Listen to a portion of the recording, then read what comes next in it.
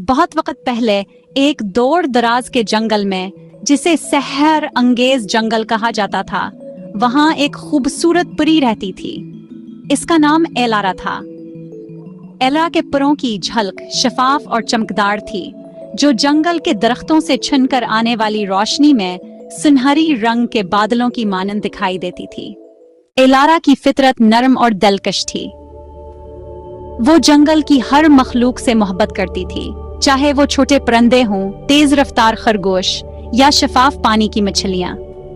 वो रोजाना जंगल की हर शे का ख्याल रखती थी, फूलों को पानी देती, दरख्तों के साथ बातें करती और अपने परों से हवा को हिलाती ताकि पत्ते और फूलों के बीच ताजगी का एहसास रहे।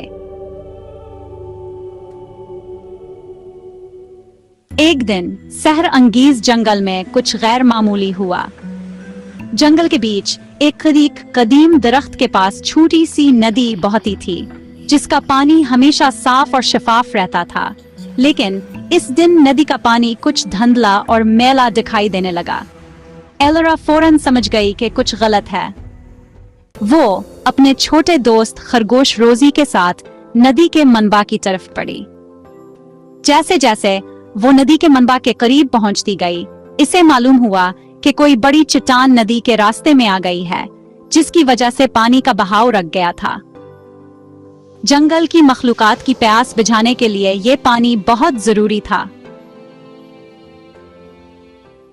एलारा ने अपनी सहरंगेज ताकतों को इस्तेमाल करने का फैसला किया। इसने अपनी जादुई छड़ी को हवा में बुलंद किया और एक नरम रोशनी इसकी छड़ी से निकलकर चट्टान की तरफ गई। कुछ ही लम्हों में चट्टान टुकड़ों में तकसीम हो गई और नदी दोबारा अपनी पूरी रवानी के साथ बहने लगी। जंगल की सारी मखलूकात ने खुशी का जश्न मनाया।